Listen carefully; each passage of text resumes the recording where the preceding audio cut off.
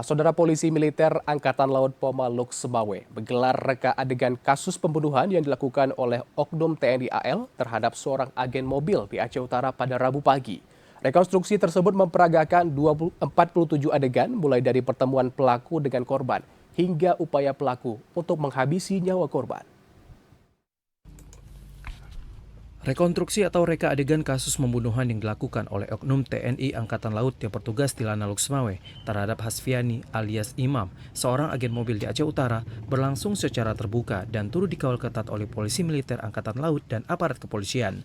Sebanyak 47 adegan diperagakan oleh tersangka Kelasi 2 DI bersama 2 orang saksi dalam rekonstruksi ini.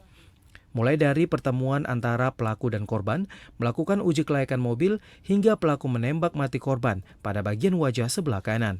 Selain itu, rekonstruksi juga memperagakan adegan saat pelaku meminta 2 orang saksi untuk membantunya memasukkan jenazah korban ke dalam karung, memasukkan jenazah ke mobil lain, kemudian membuang jenazah ke semak belukar di kawasan Gunung Salak, Aceh Utara.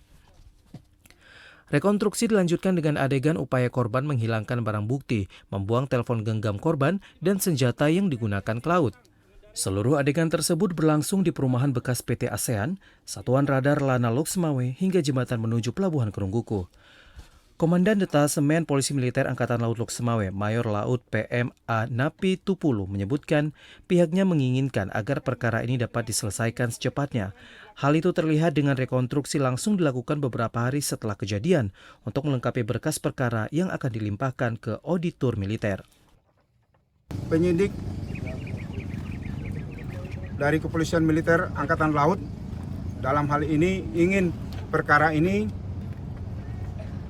secepatnya diselesaikan. Makanya rekan-rekan media lihat bahwa dalam hanya beberapa hari kami dapat melaksanakan rekonstruksi ya untuk melengkapi berkas perkara kita yang akan kita limpahkan nanti kepada auditor. Mulai dari pertemuan ya, mulai dari adanya dia melihat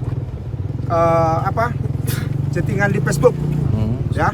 Postingan di Facebook itu dimulai sampai terakhir ini tadi pembuangan senjata api. Ya, kalian tahu sendiri namanya dia sudah bawa bersenjata itu sudah direncanakan. Itu senjata dinas Pak atau apa?